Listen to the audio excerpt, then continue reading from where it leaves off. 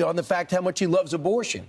So as a Catholic, you're going to go see the Pope. It's like, hey, yeah, I'm pro-abortion, but on the good side is I'm going to save some of the death penalty. Yeah, and so I'll let the killers, let the fetus die, but I'll let the murderers live. For more on this story, visit our website, afn.net. Australia will send a former U.S. Marine back home to face charges. He illegally trained aviators from China. Fox reporter Evan Brown. Daniel Dugan used to be a U.S. Marine pilot, but U.S. prosecutors want to try him for allegedly training Chinese military pilots to land on aircraft carriers. Dugan has been living in Australia since renouncing his U.S. citizenship, but also spent years in Beijing. Australian officials have been holding him in a maximum security prison for 2 years as he's been fighting extradition, but now Australia's Attorney General says Dugan has not convinced him he shouldn't be sent to the U.S. for trial. Dugan denies any wrongdoing, though is facing 60 years in prison if convicted. A Canadian conservative activist does not believe Prime Minister Justin Trudeau will resign from his party's leadership, despite calls for him to do so. AFN's Chad Groening has this story. The Canadian leader continues to face growing discontent over his leadership, and a rising number of his own Liberal Party are calling for him to resign. Trudeau has been in power for nearly a decade, but his popularity has waned in recent years over a wide range of issues, including the high cost of living and rising inflation. Brian Rushfeld is the former president of Canada Family Action. My take on it is that Trudeau will not step down, and in fact, one of the reporters from CTV said, I believe she's got it right, that Trudeau will not step down and he can't be forced out. There is no mechanism to turf him out of the leadership of the Liberal Party. My take is that Trudeau will not resign.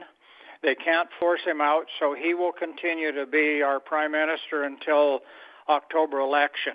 Rushfeld says once that election is held, polls indicate Trudeau and the Liberals will be toast. They were down at 20%, which is the lowest they've been in 45 years.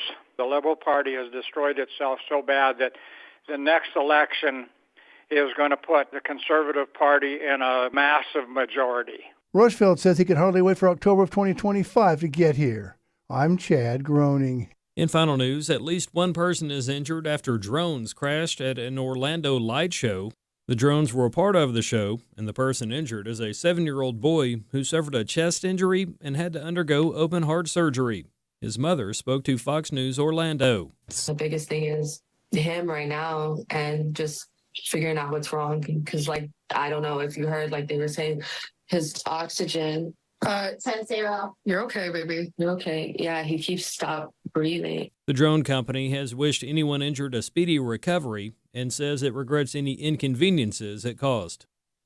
In final news this hour, if you're driving somewhere for Christmas this week, you can expect cheaper gas prices than this time last year. AAA has today's national average for a gallon of regular at $3.04.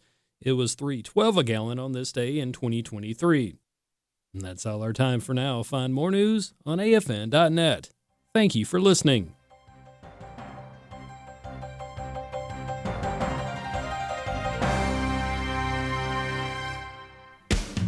Judges and courts play a crucial role in the direction our nation is heading. This weekend on The Stand Radio, we'll talk with attorney Philip Jureki about conservative judges who are already being vetted for upcoming nominations. We try to learn lessons and improve our process to make sure that we're looking for people that when they get on the court, they're actually going to hold to the positions that we thought they would through our research. The Stand Radio, Saturdays at 4 and Sundays at 8 p.m. Central on AFR.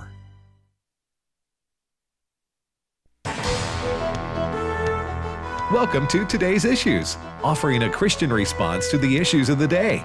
Here's your host, Tim Wildmon, President of the American Family Association.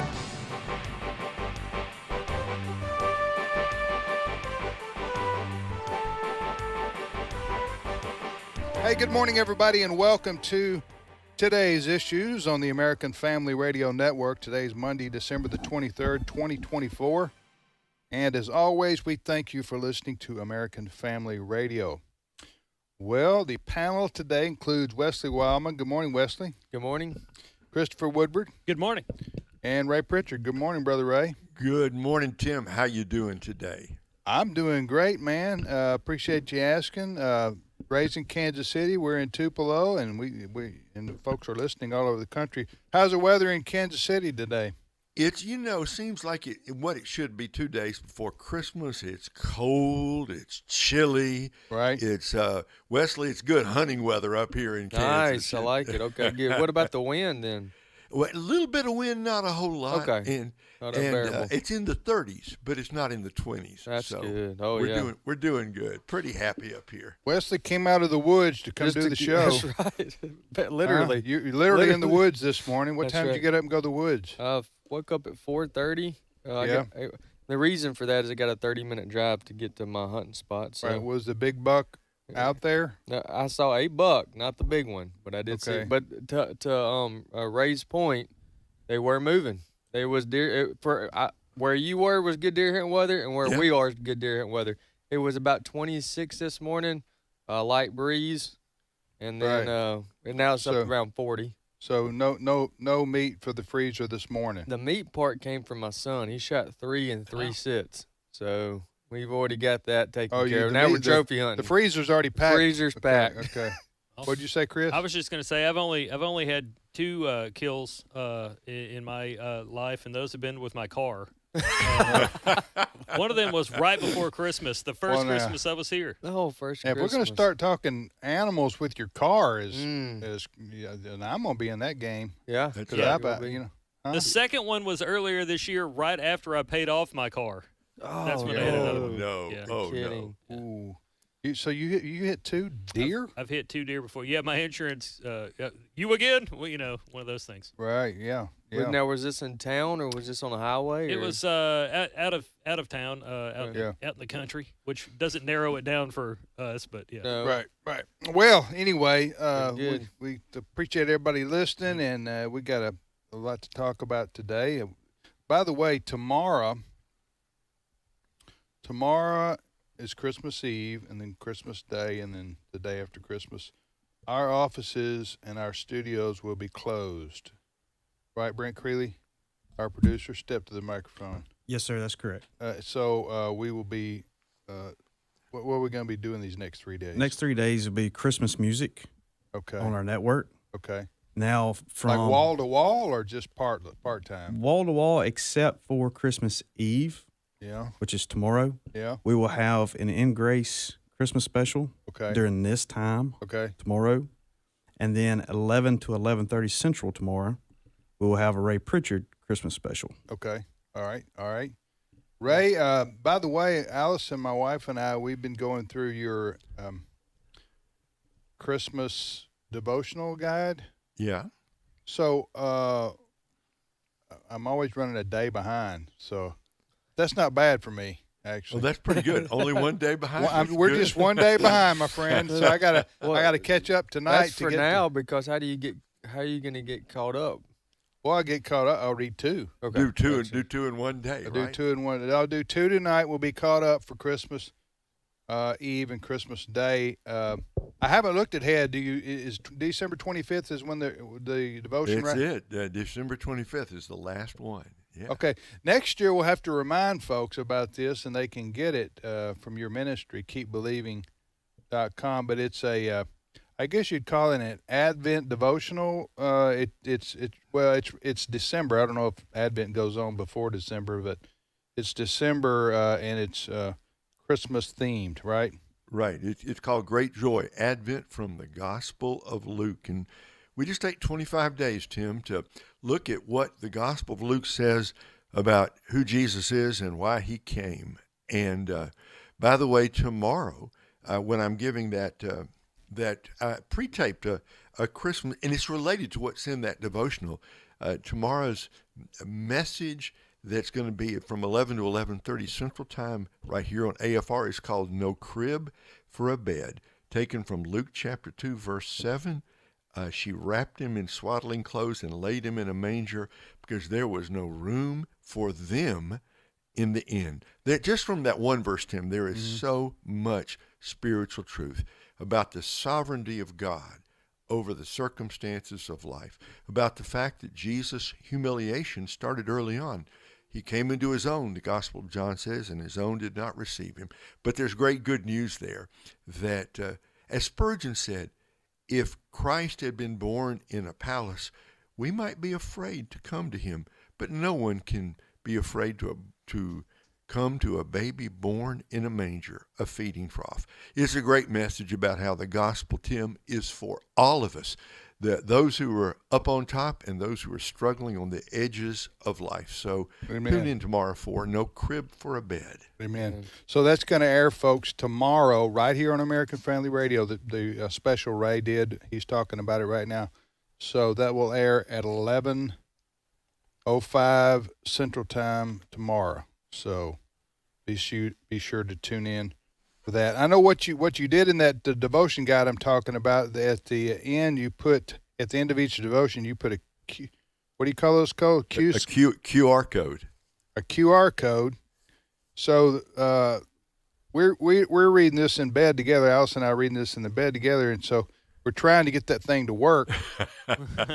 And the first night it didn't work. With Allison's just going, I'm just taking a picture of it. Yeah. And we're trying to figure out how it works. And then finally we figured out you have to click on the yellow. That's right. Yes. The yellow. We did figure that out last night, so we were able to listen to some of the music that you recommended to go along with the devotion guide. But high-tech book there, my friend. Listen, that if it were up to me, that would never happen, Tim. But whose son, idea Josh, was that? Josh, our oldest son. Okay. He figured out he's a tech guy, and that's the reason those QR codes are in there. It would be impossible for me to do. Well, that. what it's they did, good timing with Christmas. You kind of feel like you're getting a little extra. Yeah, tip there. you read the devotion, and the prayers in there, yeah. and then at the end is the QR code, and you just scan it, and it plays it goes to like a YouTube of a song that Ray recommends to go along with the devotion. That's awesome. So, yeah. I'm with Ray. I would have never thought about that, but that's why it takes all of us, right? That's right. Thank goodness for techie people. Amen.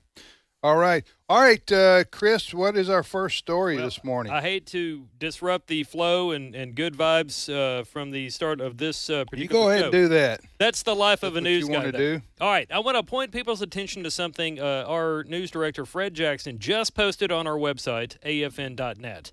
I'm reading from it now. It says the House Ethics Committee on Monday, today, accused Matt Gaetz of, quote, regularly paying women, including an underage girl, for relations and purchasing and using illicit drugs, all while the Florida Republican was a member of Congress. This was a 37-page report, which includes explicit details of parties and vacations that Gaetz, now 42, took while he was a member of Congress. He has filed a lawsuit seeking to block more information from this report being released.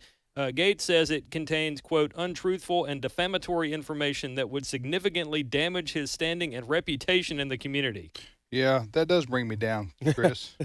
It's breaking news. Nobody wants to hear that story. I got you. I take no joy in sharing it. I know. This is Matt Gaetz, the representative from Florida. He has a lot of enemies. Yes. So let me ask you this, just one question. You may not know the answer to this. I thought that when he resigned from Congress, about a month ago? After he withdrew his nomination? Because President-elect Trump had announced that Gaetz would be his attorney general, which shocked everybody, really. And then he withdrew within 2 weeks, I think, of that, because he wasn't going to be confirmed by the Senate. So my question is, with respect to Gaetz, I thought that when he resigned from Congress, that ethics committee report was null and void, because that's what Speaker Johnson said. If somebody leaves Congress, they no longer have a duty or responsibility to investigate anymore. I think I may have an answer to your question. It may not be the answer, but it's an answer. According to the Associated Press, it says its release comes after at least one Republican joined all 5 Democrats on the panel earlier this month in a secret vote to release the report about their former colleague, despite initial opposition from Republican lawmakers, including House Speaker Mike Johnson, to publishing findings about a former member of Congress. Of Congress. I misspoke. Oh, I'm sorry. I thought I heard you wrong there. Or they changed the word. You were just... I just stumbled over the word. Congress. Did you hear Congress, Ray? I did. Yeah. I did. But anyway, we're actually talking about this at the same time MSNBC is doing what I would describe as you know wall-to-wall what? coverage. I don't know. I haven't seen the ethics committee report, nor have I read it, nor will I. And Matt Gaetz, the congressman from Florida, he's very, in one respect, he's very courageous. Mm-hmm. He's done some good things in Congress. On the other hand, as I said, some people would consider him. I'm not saying this. I'm just saying his detractors would consider him reckless in many respects. So you're borrowing from Trump too much this morning. I'm not saying this. I'm not. I don't know. What I'm saying is I don't know what to think. That's what I'm saying, and I don't know who to believe when you get into he said, she said, and all this stuff. I feel the exact same way when I was listening to some of the Fox News report on this morning and listening to CNN's report on this. I was at the point where I was like, listen, I'm just going to wait until everything's officially out there, because if this has been going on for 5 years, right, and they just sped up the process at the point, they meaning the committee sped up the process to get to the bottom of it at the point that he was announced originally with AG. If it was that big of a deal, why do we wait 5 years? And number two, why would we also speed it up? The timing of everything makes. I'm not saying there's not something there. I'm just saying it's like you said, it's a he said, she said. So I'm just like, okay, well, when it's all out there and it goes to court and there's a jury and the jury finds something, then we can go from there. But I don't know. Has anybody sued him? Anyway, all right, that's all we need of that story. Okay. Next story, Chris. In other news from Washington, President Joe Biden is being criticized today, this time because he is commuting the sentences of 37 of 40 people on federal death row, converting their punishments to life imprisonment just weeks before Trump takes office. Trump is okay with capital punishment, Biden not so much. In fact, Biden says in a statement, these commutations are consistent with the moratorium my administration has imposed on federal executions in cases other than terrorism and hate-motivated mass murder. When Fox News broke this story this morning on Fox and Friends, author and broadcaster Brian Kilmeade weighed in his take on this situation here, and I've got Brian Kilmeade talking about Biden's latest commutations, clip 9. 37 of 40 will get life instead of death. And why would he do this? Well, he's going to go visit the Pope. And the Pope is against the death penalty. Yeah. And maybe he's trying to expunge, have one thing, because he's also campaigned on the fact how much he loves abortion. So as a Catholic, you're going to go see the Pope. It's like, hey, yeah, I'm pro-abortion, but on the good side is I'm going to save some of the death penalty. Yeah, and so I'll let the killers, let the fetus die, but I'll let the murderers live. We also have this story on our website, AFN.net. That's a very good point. You said what I was thinking. Yes, that's a very good point he made, and that has been, Ray, that has been a legitimate criticism of Roman Catholics in positions of power who that are on the left. Yeah, yes. Well, who promote the pro-choice position, as they say, about abortion. Mm-hmm. Because doesn't the Catholic Church teach that that's a mortal sin? Yes, not just a sin, but a mortal sin. What do you know? I know you're not Catholic, but can you briefly explain the difference, maybe? Well, there are sins that are sinful, and then there are sins that when you commit them will send you to hell. I mean, the word mortal, that's what that means.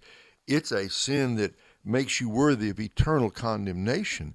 And I mean, it is saying that there's some wrong things, and then some things that are so evil in themselves that you've earned yourself a one-way ticket to eternal damnation. And that's what the Catholic Church says abortion is. Okay, and so you have Biden, who is a Catholic, and he wears that on his sleeve, right? I mean, every time he goes to Mass, they show it on TV, and he's always called a devout Catholic. And yet, he promotes abortion and supports pro-choice position, which is pro-abortion. And so it's just, it doesn't add up. I mean, you can't be Catholic, a devout Catholic, and not be pro-life. Yeah, and I was trying to think this morning on the way in, what would be the motive or incentive for President Biden to go to.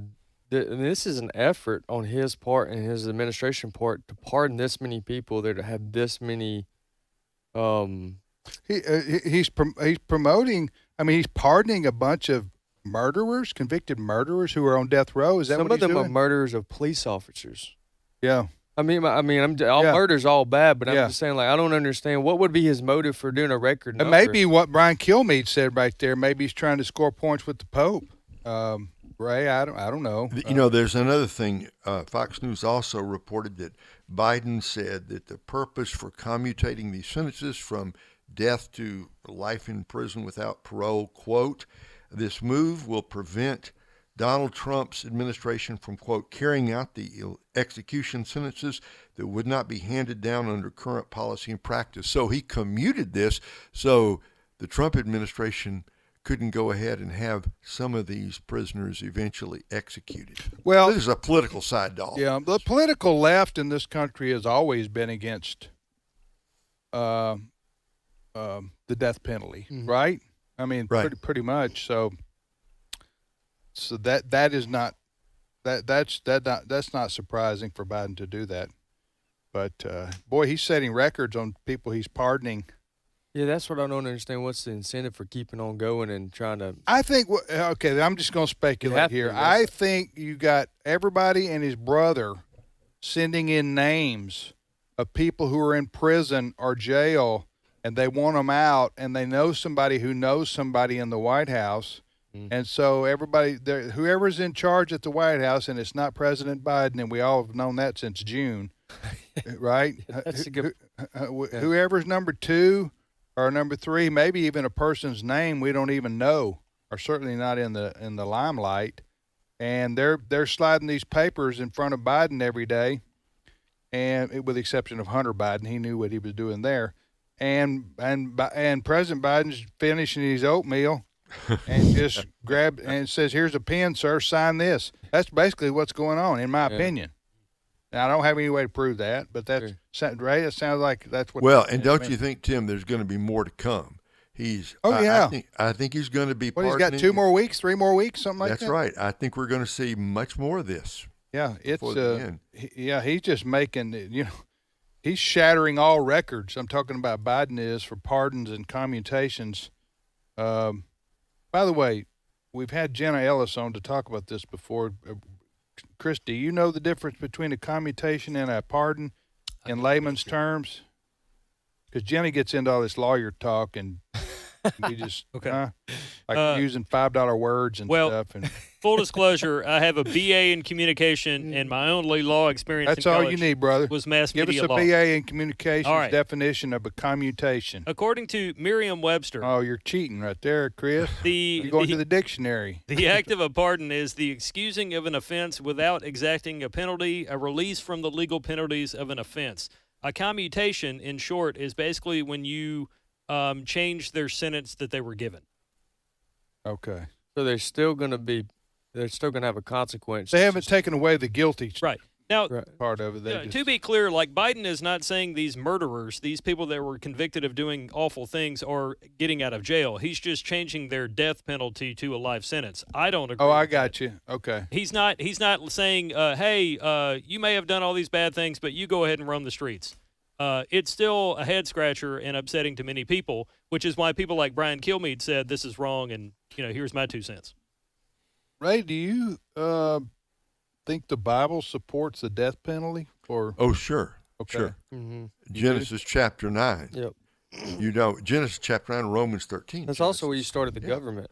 That's where. That's right. That's where Genesis 9. That's right. That's right. But isn't that murdering somebody? And then isn't that a violation of Scripture when you fry them? I shouldn't have talked so crudely. Excuse me. Look. When you kill them in a just read the law of Moses, Genesis 9, which is what happened. Noah into the flood, establishment of human government, as Wesley said. Those who shed blood by the hand of man, their blood shall be shed. That's in Genesis 9. Then you have death penalty in a number of places in the law of Moses, and then you have Paul reinforcing that in Romans 13, that the magistrate does not bear the sword in vain. There are some people made in the image of God, and we should say that, some people made in the image of God whose crimes are so vicious, so heinous, so premeditated, they are such an outrage to the human conscience. They have forfeited their right to be part of human society. They've forfeited their right to life. That's in the Old Testament and in the New Testament. And there's a distinguishable difference in Scripture and the language, and I'm not Greek or Hebrew or anything like that. However, there is a distinguishable difference between murdering and killing. Absolutely. Yeah. Yeah, but some people use that and misuse that. Yeah. They say the Bible says thou shalt not kill. This is somebody who's against the death penalty will tell you the Bible says thou shalt not kill, and here you are supporting killing it. Yeah. And but what the Scripture means is thou shalt not, or what it says in other places is thou shalt not murder, right? Right. Well, that's correct. In fact, the Hebrew that's used there in Genesis 20, which the King James said, thou shalt not kill. Right. And modern translations much more accurately say, you shall not murder. Right. What you gonna say, Chris? Ecclesiastes 3:3, probably don't have to tell Ray this, but Ecclesiastes 3 verse 3 says, in the King James as well as the New International Version, there is a time to kill. A time to kill. Well, it's the same place where is that the same place where it says there's a time for everything? There's a time for everything, including a time to kill. I've always kind of took that as meaning there is a time for things like the death penalty. Okay, you can't, correct me if I'm wrong, fellers, here. And we're probably a good thing we're about to run out of time for this half hour because we did prepare to talk about this. We didn't tip off Ray or anybody. I was going to ask these questions. So you can't always apply Old Testament teaching or admonitions or prescriptions to modern day society, can you? I mean, no, it's not a one-for-one thing. But what you look at the whole arc of Scripture, and that's right. In cases where the Old Testament teaching is reinforced in the New Testament, you got a principle that is transcultural that applies to all of life. And all we're saying is there are some people and some crimes so heinous that the person must forfeit his life. Yeah, I thought most of these crimes most of these penalties were state penalties. But you're saying that, but I don't think Biden doesn't have jurisdiction, nor does any president over a state. Well, they were all on federal death row. Okay, federal. Well, he does have jurisdiction there, in terms of a pardon or a commutation. So that is correct. All right, we're going to take a time out right here for more of, and we'll be back with more of today's issues on the American Family Radio Network in just a couple of minutes. Stay with us.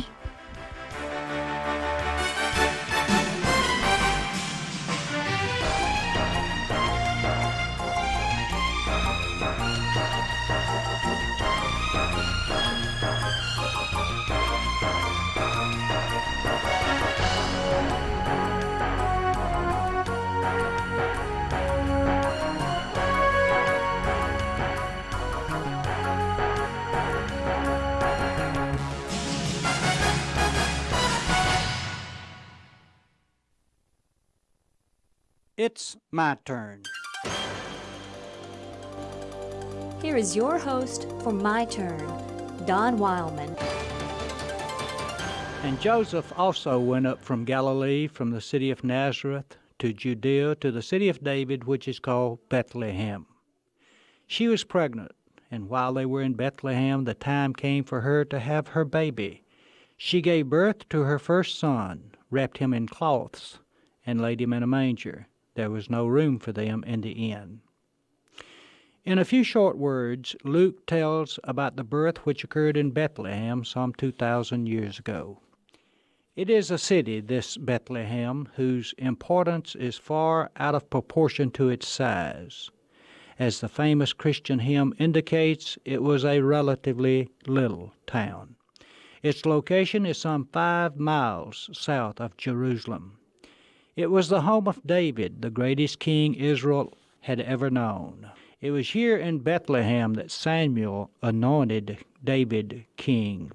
It was near this little town that Ruth gleaned barley and found favor in the eyes of Boaz. Bethlehem means house of bread. It is a fertile area. Even today, one can see growing in the area grain crops, olives, figs, luscious grapes, and other fruit. It's altogether fitting that the one who is known as the bread of life was born here. Most people are surprised to learn that Christ was born in a cave. Our customs and traditions have colored our thinking. The inn was an open courtyard enclosed by walls. The doors were locked at night, probably because of the census, which was a method of collecting taxes. The inn was filled. Joseph and Mary were forced to find shelter where the animals were kept, in the cave. Many years before the birth of Christ, the prophet Micah had spoken, "But you, O Bethlehem, who are little to be among the clans of Judah, from you shall come forth for me one who is to be ruler of Israel." According to Matthew's account of the Nativity story, the wise men from the east, probably Persians, were guided to Bethlehem in their search for the King of the Jews because of the prophecy of Micah. On that first Christmas night, probably in the year 6 B.C., angels appeared to some humble shepherds in a nearby field and announced the birth of the Christ child. There's a spot about a mile east of Bethlehem today, and it's known as the Shepherd's Field. Tradition says it is the spot where the angels visited these simple herdsmen. The shepherds came up the hillside to find the child lying in a manger and wrapped in swaddling clothes. I saw my first manger at Megiddo, which is biblical Armageddon. It is what we in the West would call a feeding trough. It was a hollowed-out stone from which the animals in the cave would eat. Swaddling cloth was a square piece of cloth wrapped diagonally around the child. In the 4th century, Helena, who was mother of Constantine, had a church built over the traditional site of the birth of Christ. The building which stands on the site today is the oldest building of continuous use for Christian worship in the world. It was built by the Emperor Justinian in the 6th century. Today we call it the Basilica of the Nativity.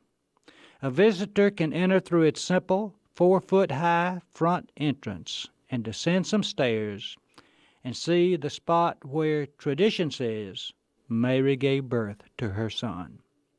It is indeed one of the astounding facts of history that one born in such humble surroundings and to such simple parents has changed the life of humans upon this earth more than any other person or group of people combined.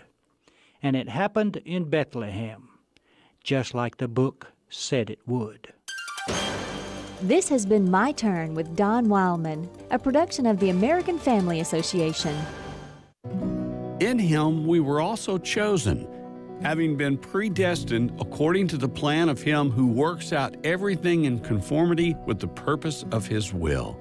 Ephesians 1:11. American Family Radio. This is today's issues. Email your comments to comments@afr.net. Past broadcasts of today's issues are available for listening and viewing in the archive at afr.net. Now, back to more of today's issues.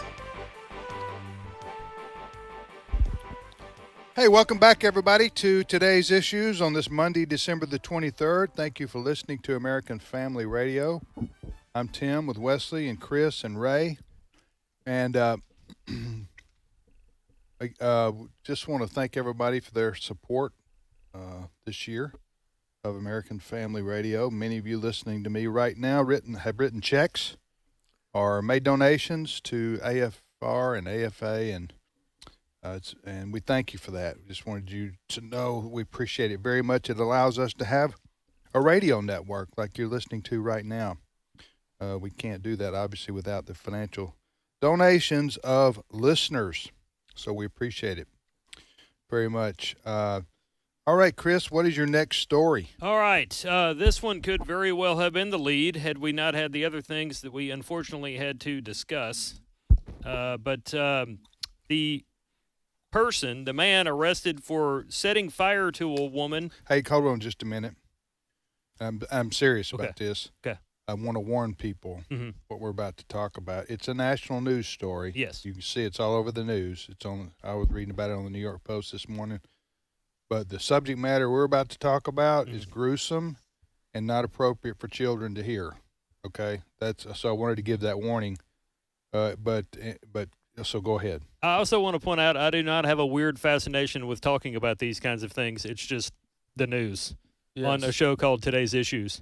I know it seems like I'm Dr. Doom and Gloom, but the story is police say the man they arrested in New York City for setting fire to a woman on a subway car is an illegal immigrant. And to respond to this situation this morning on Fox News Channel, incoming border czar Tom Homan had this to say, clip 1. Well, look, this is another example of an illegal alien killing American citizens. It's almost a daily occurrence now.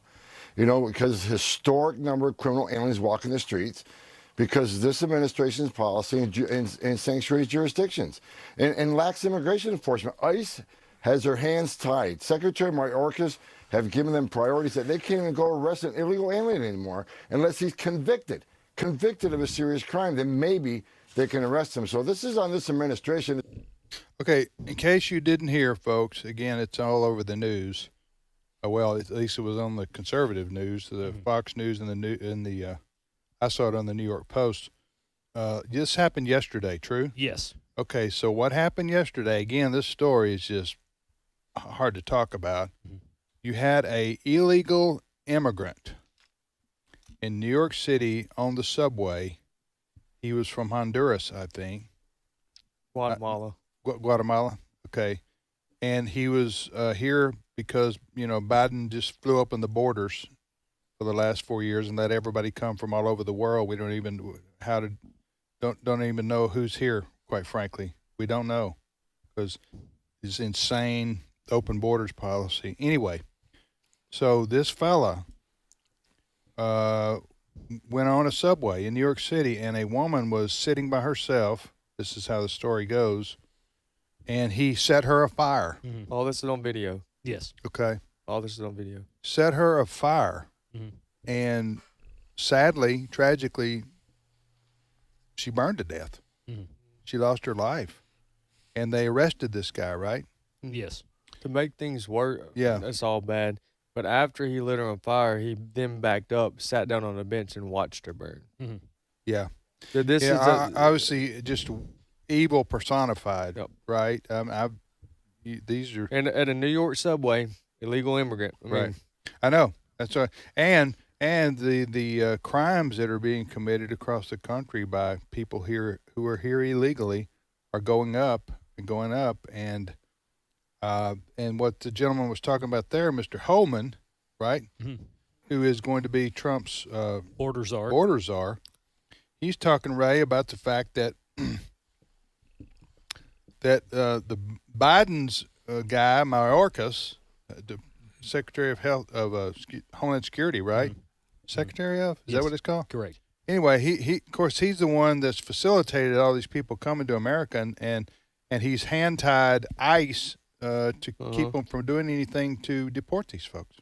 Okay, so the New York Post this morning reported that this fella actually came in the first time during the first Trump administration, was deported within days, re-entered during the Biden administration, made his way to New York City, had stayed in several of these taxpayer-supported shelters up there, and then committed this. I don't even know the words that you describe. What kind of depraved mental state you have to be in first to go on a subway and then set a woman on fire and then sit there and watch it. Right, I know. That's evil. That's evil in a. It's what you mentioned earlier about someone deserving of the death penalty. That's exactly right. This is what we're talking about. Right. You're going to commit this kind of evil crime, you have forfeited your right to live. Absolutely, yeah. I don't know what they're going to do about the. So he came over during Trump's first administration. He was deported, and then he came back during Biden's open borders. Listen, this is a different subject for a different day, I guess, but they're going to have to do something about these repeat entrants entering the.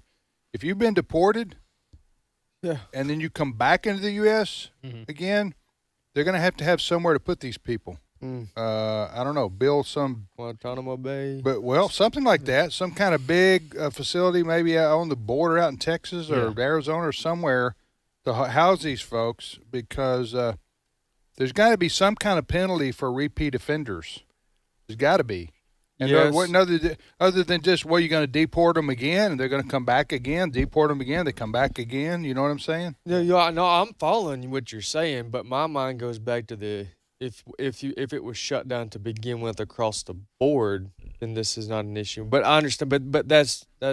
I'm talking. I'm talking about it's about to be shut down when Trump gets in. The border's about to be closed, unlike it's ever been closed, probably. Yep. And you know what? A lot of that, just the mere fact that Trump is going to say, "I'm taking this seriously, and we're going to stop illegal immigration into America," that alone will get to. Will cause people who would otherwise think about coming here illegally to not come. You know what I'm saying? But as long as they had Biden saying, "Y'all come, we welcome you with open arms. Here's your welcome wagon bag, and your gift certificate, to Macy's and your discounts off all kind of McDonald's and Subway. That's right. Enjoy your stay in America. That kind of thing. Then it's craziness." All right, go ahead, Chris. Next story. In related news, President-elect Donald Trump was in Arizona over the weekend speaking at the America Fest. That is an event that Charlie Kirk and his Turning Point USA organization put on. And one of the things that is trending on social media is it Trump. Trending? It is. One of the things that people are sharing a lot, reposting on social media, is Trump's comments about big things he says he's going to do about the border on day one. Clip 3. On my first day back in the Oval Office, I will sign a historic slate of executive orders to close our border to illegal aliens and stop the invasion of our country. And on that same day, we will begin the largest deportation operation in American history, larger even than that of President Dwight D. Eisenhower. The DEA, the FBI, the intelligence community, and financial sanctions to remove the migrant gangs and criminals that are killing and raping and maiming our citizens. We're going to get them out. We're going to get them out. We're going to get them out fast. We have no choice. That's President Trump over the weekend. Mm-hmm. Yeah. And Tom Hallman, in that previous interview that we heard, he essentially repeats the same message. Last week on Fox and Friends, Holman said, "Look, we'd love to all work together, Republicans and Democrats, but even if you're not, we're coming." That's how he ended the soundbite. Yes. Yeah.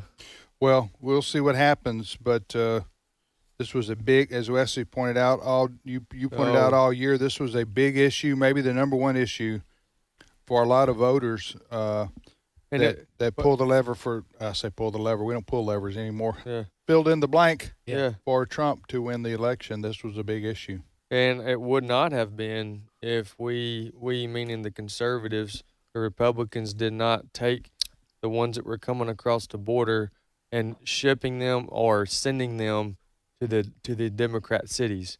That's where you're right. That did force the issue. Force the issue because they had to live with what they were saying.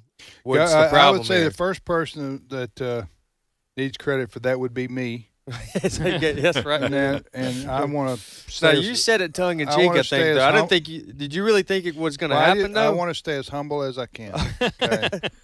But I talked about this 2 years ago or so, or maybe longer. The only way someone's going to feel it. I said you need to take these illegal immigrants and send them to sanctuary states and cities, because that's the only way that the liberal news media and the lefties are going to have their attention is to put them in their backyard.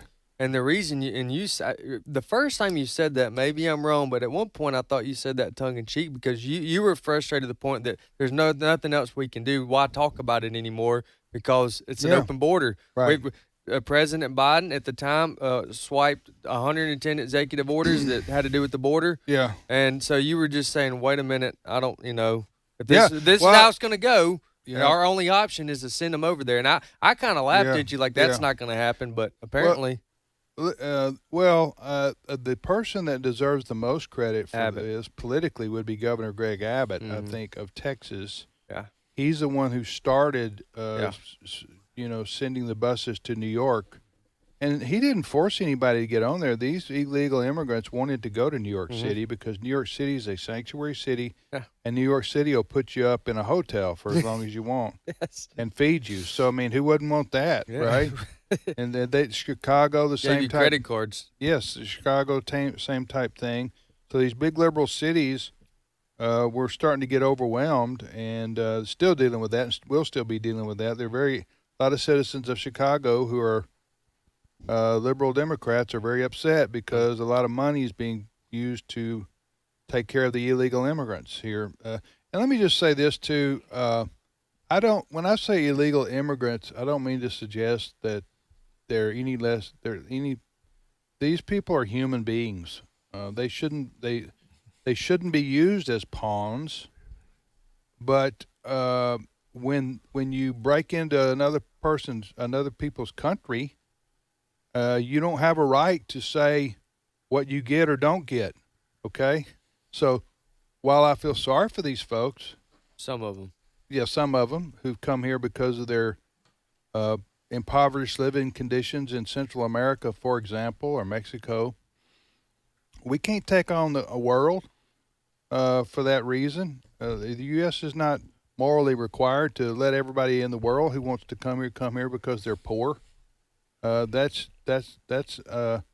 false. That's Ray. That's a false view of government. Go ahead. We can't say, oh well, we're going to add another million or another 5 million or 10 million, right, or say to the whole world, come anytime you want, any way you want. Right. No country can survive without borders that are actually governed and where the law is enforced. There is such a thing, Tim, as legal immigration. Yes, and there are millions and millions of people who come to the U.S. over the years. And in fact, most of us are descended ultimately from legal immigrants who came from other countries. Legal, right? Legal, as you legal. say. That's the operative word. Right, legal immigrants. So the immigration is a good thing when it's done legally and it's done under control, but it is not under control at the southern border. It has been out of control. And last thing, Tim, it's been out of control on purpose. That's not a bug. That's a feature of the Biden policies. That's right. All right, next story, Chris. All right, it sounds like a Babylon Bee headline or story, but I promise you it's legit. I'm a newsman. Trust me. Looking forward to it. Okay, Donald Trump wants to take back U.S. control of the Panama Canal. And I have audio of Donald Trump. He sent Ray Pritchard down there to do some he was surveillance. I wasn't supposed to say that out loud. Yeah. It's a secret mission. Here is some. I had to cut this down a little bit because it was pretty long. Here is some of Donald Trump talking to Tucker Carlson about his idea, Trump's idea of taking back the Panama Canal. Clip 4. Such an incredible engineering marvel. We sold it under Jimmy Carter. We sold it to Panama for $1. The following day, they quadrupled the amount of money that ships had to pay to get across. They didn't lose one ship, and now they've made it much bigger, and now they've widened it. They've doubled it, right? They've more than doubled it. And it's one of the most profitable things. Any time it's just incredible, right? We gave it away for $1. China now controls it. They actually control the Panama Canal. They run it, they control it. And we shouldn't let that happen. And we can't let China be in Cuba. And they'll get out. If I'm president, they'll get out. Because I had a very good relationship with President Xi, but he respected this country, he respected me, and he'll get out. And we can't let them run the Panama Canal. We built the Panama Canal. Should have never been given to Panama. We should have had it. But we gave it for $1. Think of it. We have done the stupidest things in this country. Okay, Ray, you were down there. You and Marlene, a couple weeks ago? Right, about 3 weeks ago. Cruised right through the Panama Canal. And it's exactly what President Trump said. It's beautiful. It's historic. It's an engineering marvel. One of the most amazing works of man in modern times. So it's worth seeing. But I got to say, President Trump is right on every single thing he said. when we were coming into the canal from going east to the west, you could look back across the horizon. There's a long line of ships waiting to get in.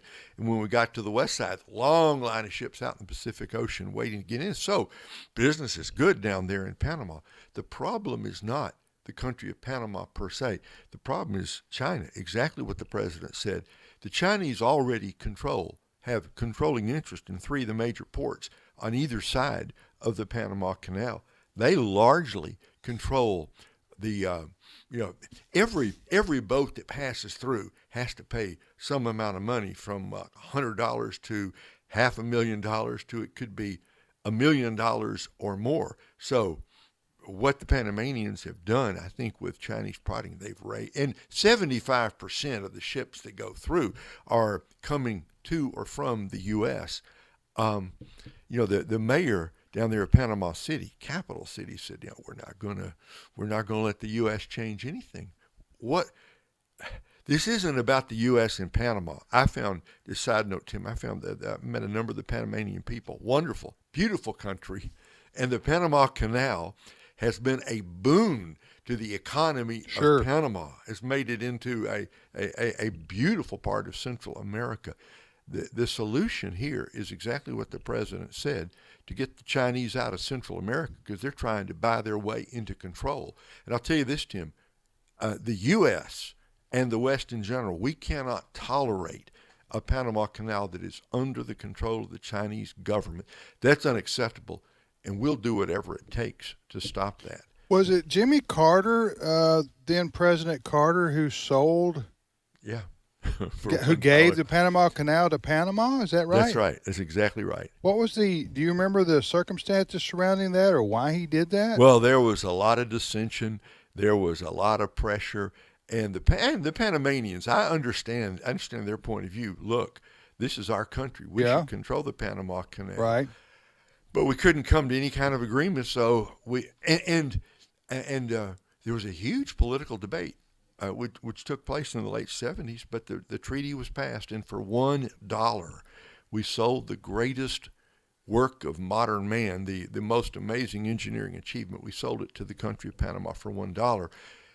I think there are 2 parts to this, Tim, to solve this, and I'll bet look, I don't think we want to send the 82nd Airborne down to the Panama that's Canal. not going. We're not going to do that. We're not going to do that. We're not going to send a land. Look. We did Panama a favor in the 80s when we helped them. I should say we helped them. We got rid of Noriega. Remember that? Yeah. When that guy, he was a bad guy. And the Panamanians agree with that. They generally very positive about the U.S. The 2 things that have to happen to solve this are, number one, we got to say to Panama, you are not going to use Chinese influence to raise the rates over and over and over again. It's in the treaty that if access to the canal is hindered in any way, we have the right to intervene. That's in the treaty that the U.S. signed, so we can go back in there and change things if we want to. I think the Panamanians will be smart to, let us say, renegotiate their deal, okay? And second is to say to the Chinese, you gotta get out of Central America. We're not going to give you control of the most important waterway between the Atlantic and the Pacific. Yeah, this is going to be very interesting. Did you see Trump's Truth Social post on this? Have you seen it, Dad? I did not. What did he say? He says he takes a picture of a flag in the middle of the canal and says, "Welcome to the United States Canal." And then the president of Panama responded and said, "No, every square inch of Panama belongs to Panama." And then Trump posted right back, replied to him, and said, "We'll see about that." Really? Trump is so cool. He's so cool. We're We'll going to take back see the about Panama that. Canal, and while we're at it, we're going to buy Greenland. Yes. You know? Yes. We're going to make Canada the 51st state. Man, I know Trump is Trump control with the best. He sure can. Of them. So Well, and then they had that big announcement. Don't think too long on that. That's just funny. Yeah. Okay, I know. guys. Don't think too long I know. on this, people. Don't So think too long. he'll We're not going to get into a war down Yeah. in Panama. We're not going to do that. Then to add to all that, he had the guy, the Asian gentleman who heads up SoftBank, coming over here to make a big announcement about how SoftBank is investing $100 billion in U.S. projects over here as part of an international business deal that Trump secured. And while Trump had the guy at the podium, he goes, "Why don't you just make it $200 billion right here, right now?" And the guy just like kind of laughed awkwardly, you know. Who was this? It was the head of an organization called SoftBank, and they're investing $100 billion of their money into U.S. projects. And Trump put him on the spot and said, "Why don't you just make it two? Make it 200. You could, if you got $100 billion, you got $200 billion." Yeah. All right. Anyway, okay. So you're listening to today's issues on the American Family Radio Network. Yeah. So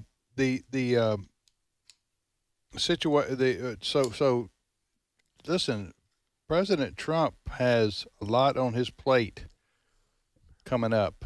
I mean, we have a lot of challenges facing our, well, that's always true, right? I mean, President of the United States has always got challenges and issues to deal with, and it doesn't stop. Of course, you sign up for that, right? So, and Trump's been president for 4 years. He knows that. So, but you got a lot of issues to deal with coming up. That a lot of folks, myself included, we're just glad there hasn't been a broader war start somewhere around the world while Biden's been, asleep, taking naps, and not been the president. This is a tenuous time. It's a dangerous moment because everybody knows Joe Biden, he's not in full control. That's the nicest thing you can say. Right. If ever there was a time for bad actors to act, it's the time between November the 5th and January the 20th. So far. Yeah. Makes me wonder if China is not going to attack Taiwan now. They would have already done it by now. I say try to take Taiwan physically. In the same way Russia did Ukraine. Yeah. Which they've not accomplished that mission, by the way. No, that's right. Yeah, that's true. But they did. Because now would have been the time, right? Seems to me. Yeah. For China to. Some would have thought they were going to do it after. Maybe they saw the fact. Maybe they saw President Trump being elected coming. Talking about the Chinese. Right. You know what I'm saying? Right. Well, either way, they missed their window just about. It would not be an easy thing for do. China to take Taiwan, and it would be an awful bloody mess. Yeah. But if they were going to do it, I think they would already have done it.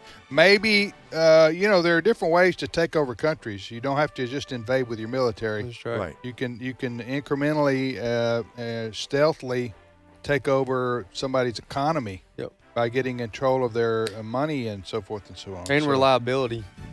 What they rely on you for, which is economy. All right. Well, just to report the news from the world of college football, Ohio State just scored again. So they. I'm sorry, Tennessee fans. I'm sorry. But Tennessee had a great season, but they were no match. No match for the Buckeyes on Saturday night. We'll be back in 5 minutes. Stay with us. The views and opinions expressed in this broadcast may not necessarily reflect those of the American Family Association or American Family Radio. Faith, family, freedom. American Family Radio. As a federal or state employee, you have the opportunity to support the American Family Association through the combined federal campaign. By designating a monthly payroll deduction using 12037, you help AFA continue to fight for your family. So when you complete your CFC form, remember, AFA's number is 12037. And thank you for your help. This is American Family Radio, a listener-supported ministry of the American Family Association.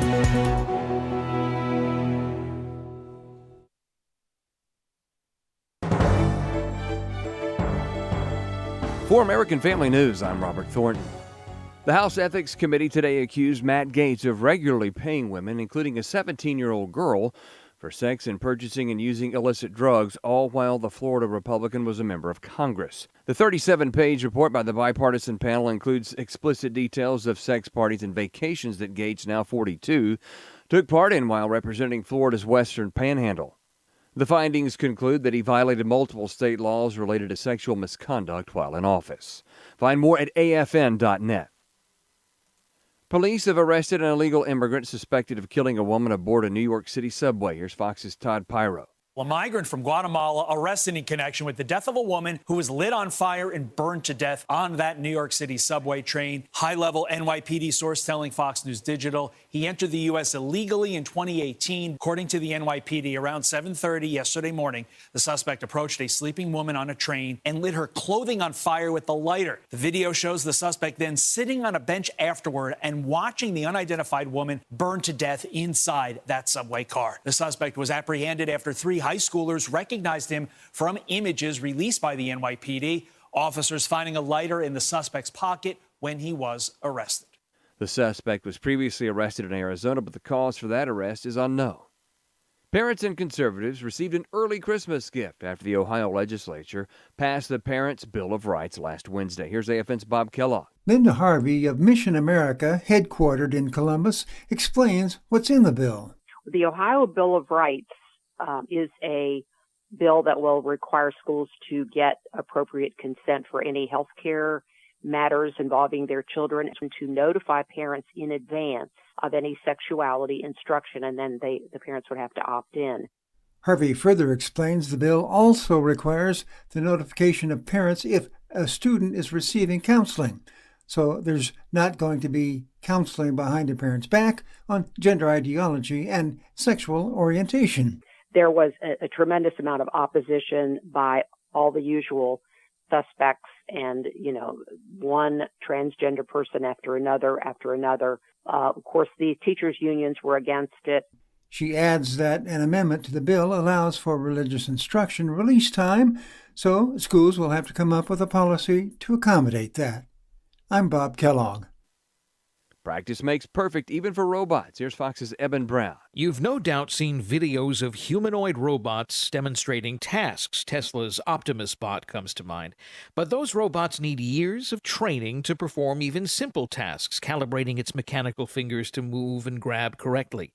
But now a consortium of university scientists are introducing Genesis, a simulation for robots that mimics real-world physics, which speeds up robot training 430,000 times. That's enough to cut a decade of robot training into a matter of hours. Genesis is open to contributions and use via GitHub, making it non-proprietary and accessible to anyone. Eben Brown, Fox News.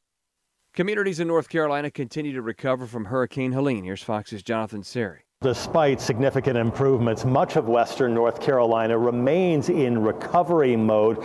Enhanced tap water monitoring is ongoing, and police are urging people to avoid some of the parks that are still closed because of hidden debris and unstable ground.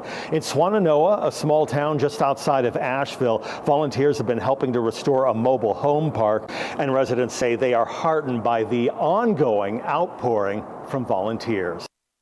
Hurricane Helene struck North Carolina in late September. And according to Governor Roy Cooper, the storm caused at least $53 billion in damages and at least 103 deaths in the state. In-person shopping makes a comeback amid a record-spending Christmas season, according to Fox Business. Total spending this year is expected to be at least $24 billion higher than last year, according to the National Retail Federation. That's all our time for now. Find more news at afn.net. I'm Robert Thornton.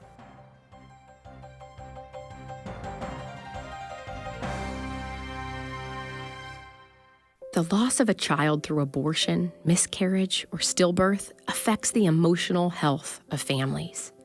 Feelings of anger, sadness, and regret can be overwhelming. There is hope and healing in the aftermath of a reproductive loss. Call the International Helpline at 866-482-LIFE to talk with someone who has been where you are and healed to help others.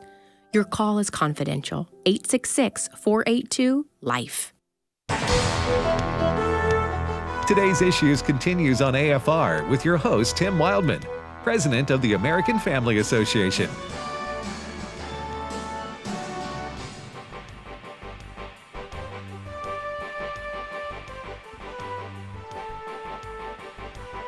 Hey, welcome back, everybody, to Today's Issues on the American Family Radio Network.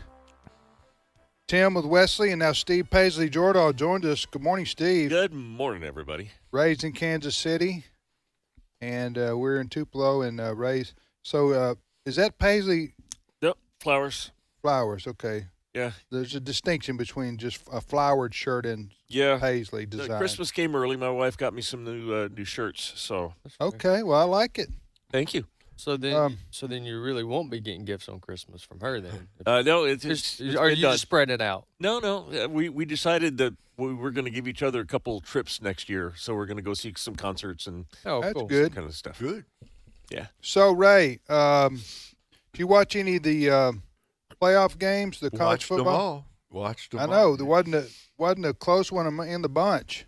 No, Indiana face planted, and then SMU face planted. Yes. And Clemson, I thought Clemson put up the best fight. They did. Of anybody.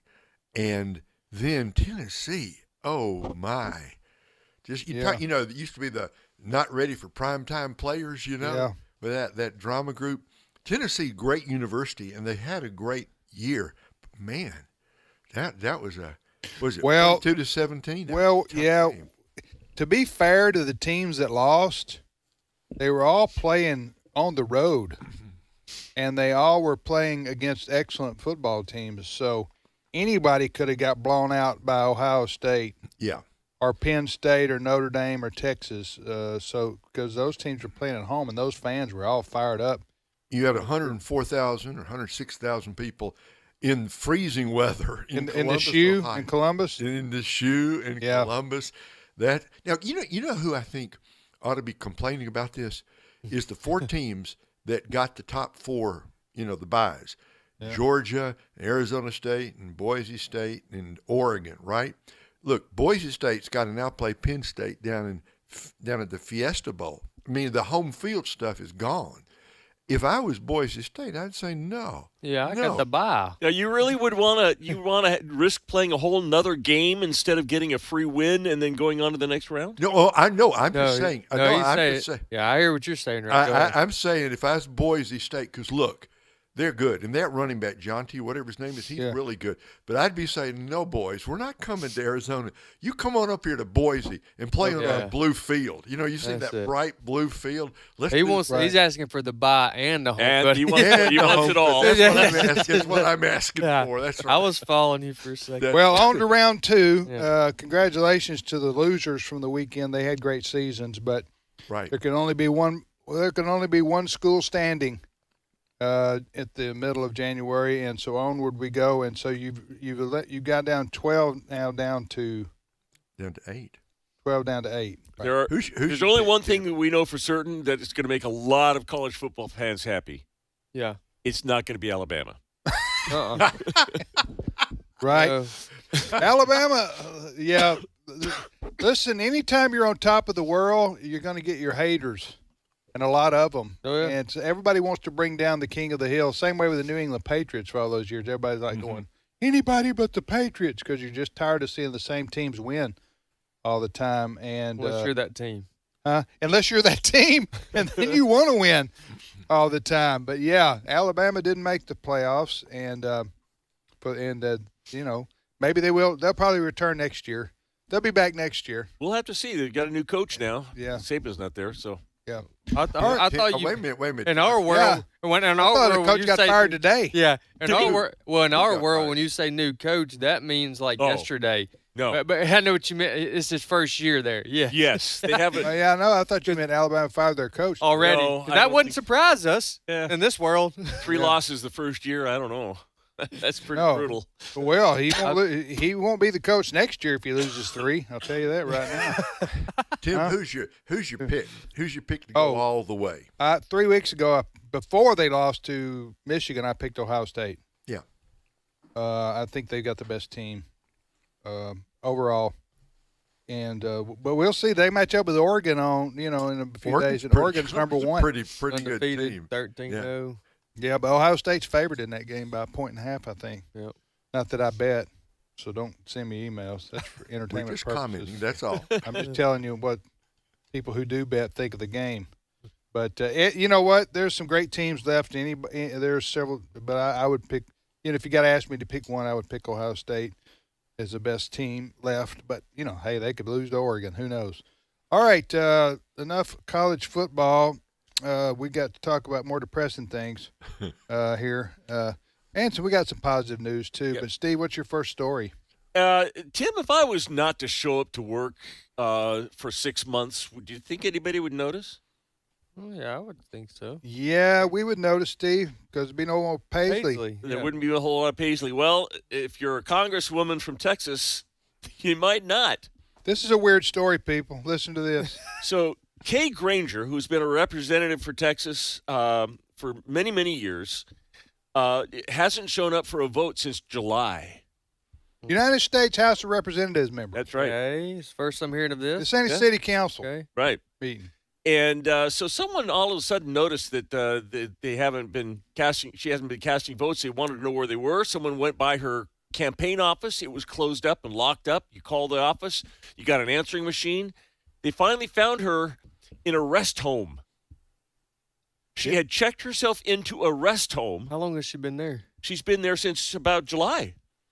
And and her son says that her decline has been very rapid. She's mental decline. She has dementia, and so they put her in a rest home. And they just forgot to tell.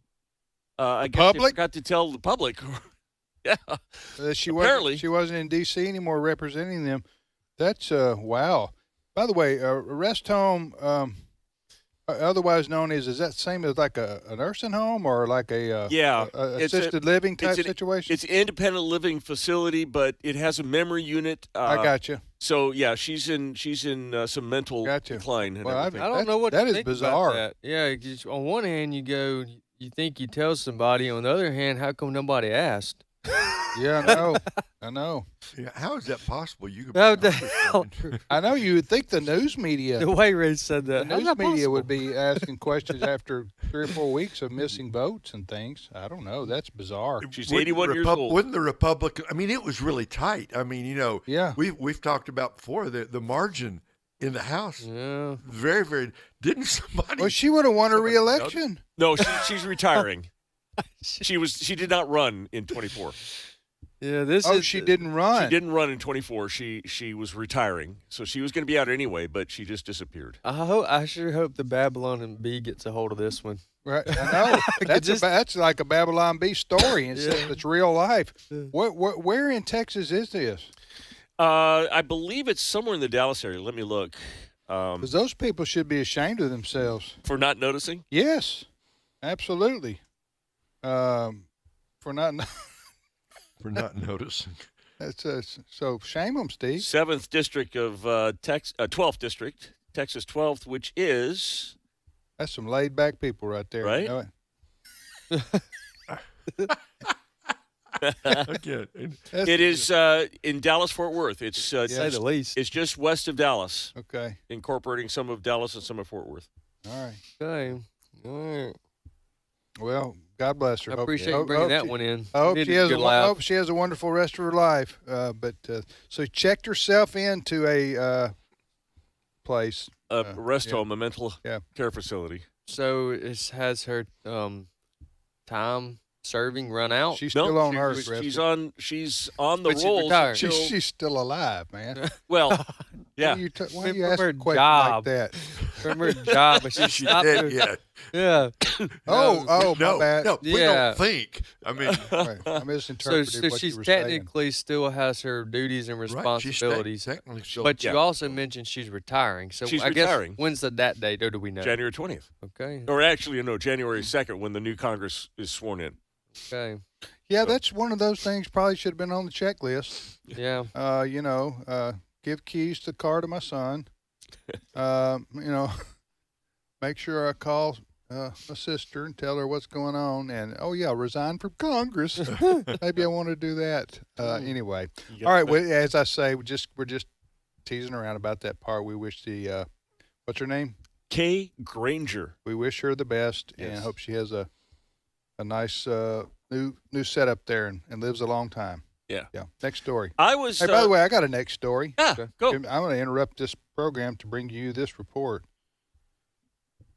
And this is speaking of a bizarre story that's true, that you think maybe wouldn't be true. This is I saw this morning. This is from the New York Post. At least 174 Colorado skiers, snowboarders stranded for hours on a cracked lift, L-I-F-T, forced to come down on ropes. Did you see this? No, I didn't. This was in Winter Park Resort. Yeah.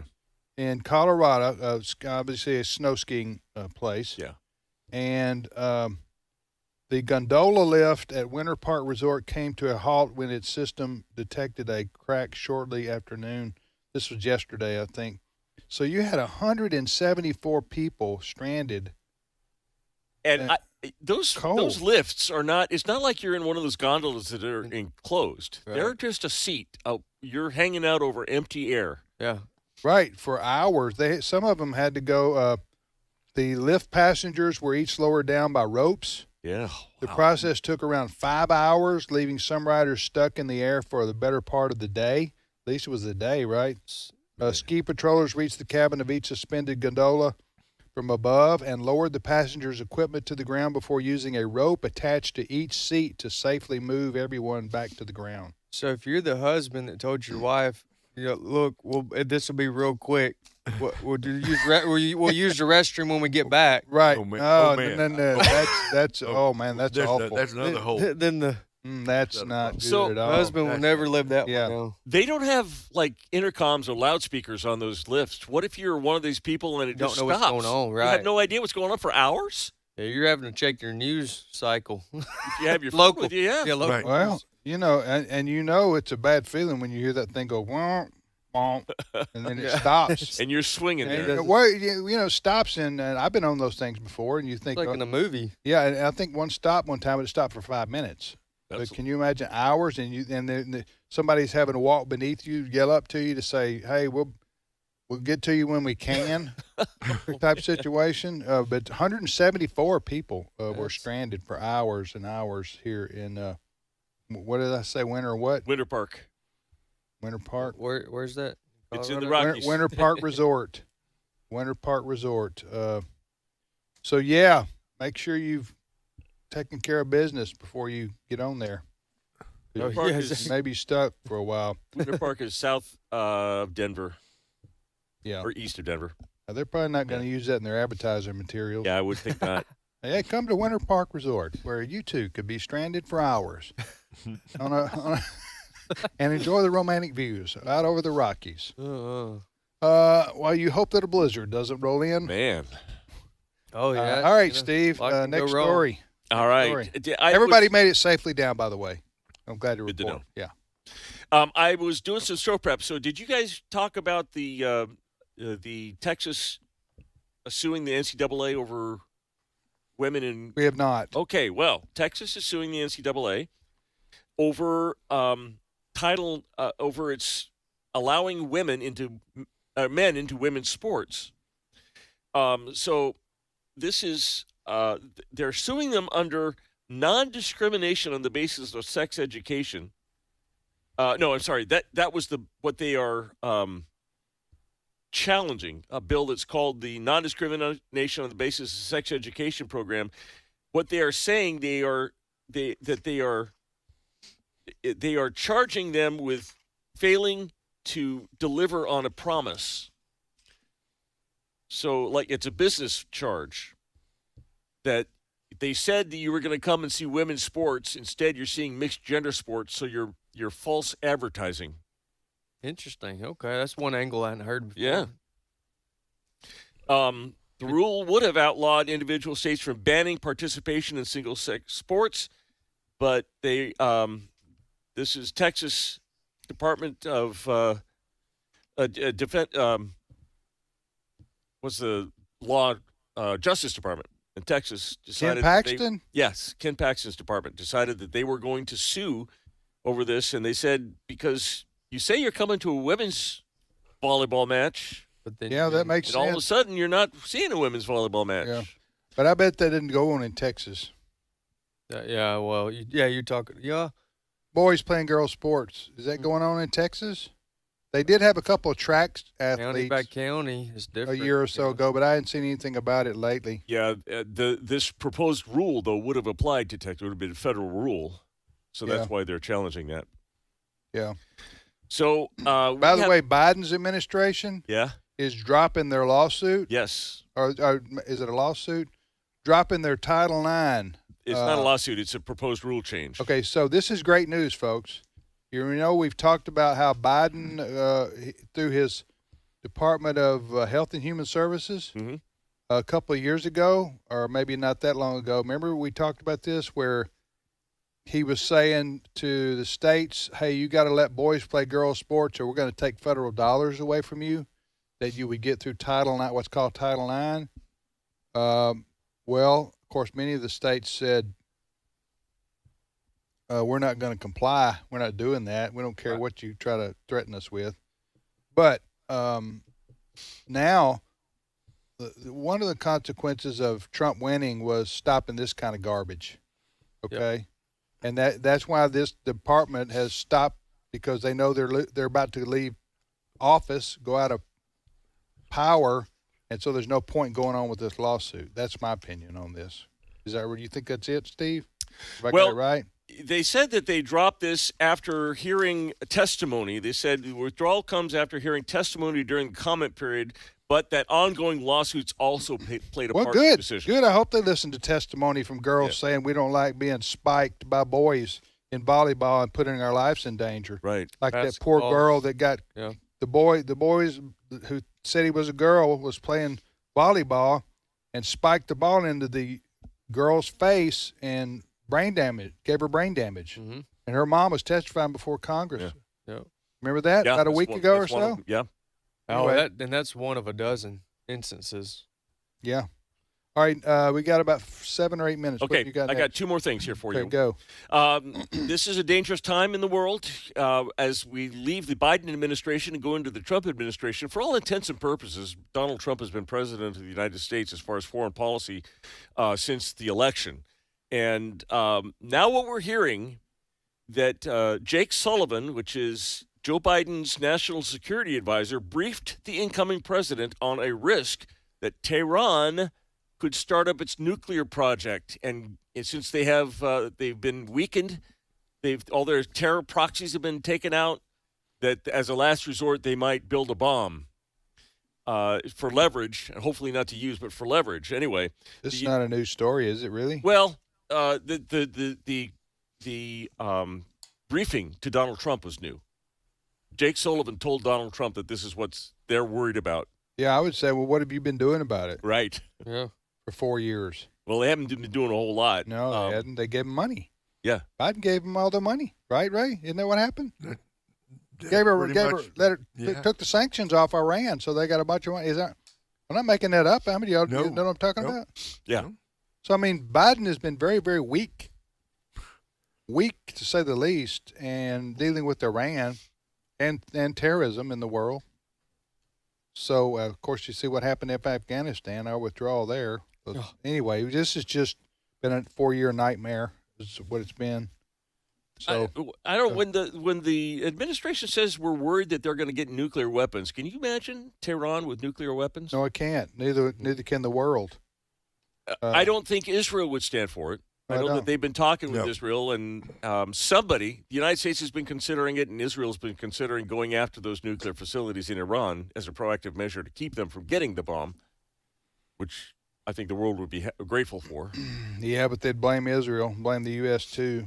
Probably the UN would if we attacked a sovereign country to take out nuclear weapons. But I do think most of the world would breathe a sigh of relief if we did. By we, I mean us and Israel, namely us, because of the threat that Iran and the Ayatollahs are to world peace and security and our way of life. And they nobody in the Middle East likes Iran.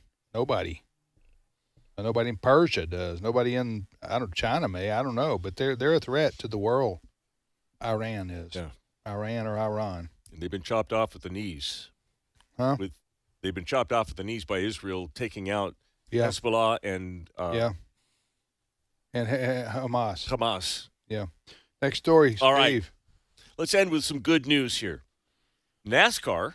I always like it when it's Yeah, Steve's a big NASCAR fan, people. In case you wondered, go ahead, Steve. NASCAR and Lowe's have pledged $12 million to the recovery of the hurricane victims in western North Carolina.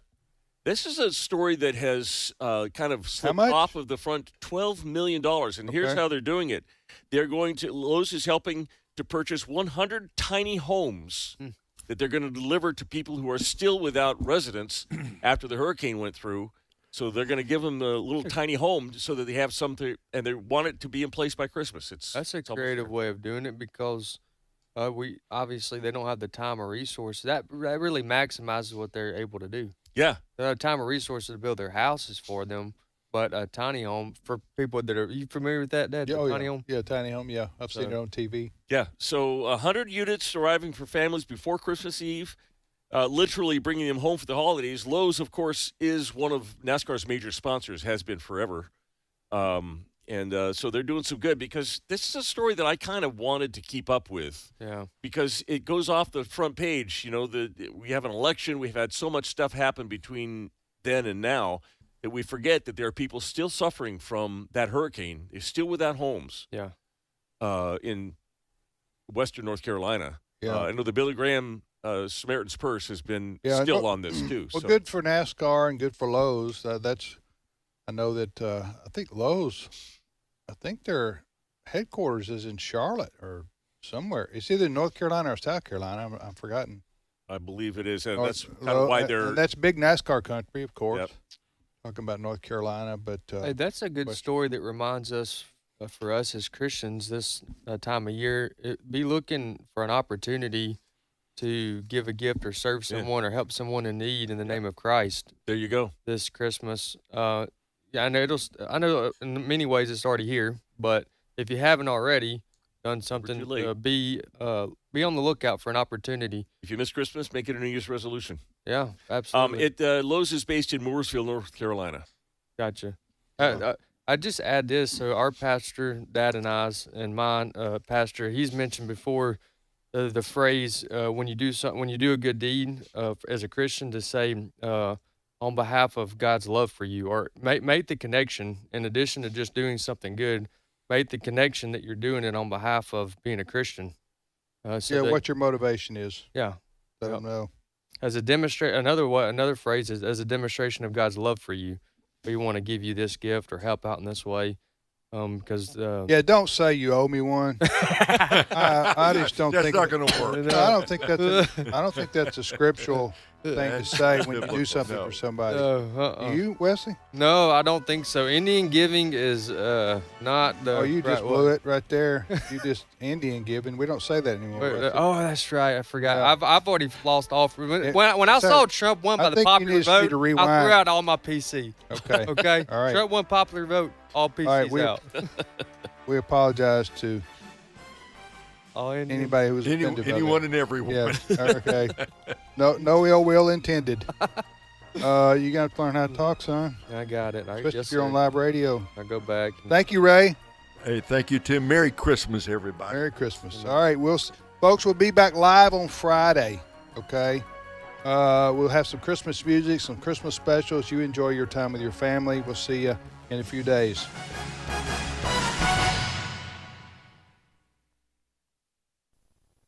Many Christians don't realize that the way they live their life on earth determines the rewards they'll receive in heaven. This Christmas,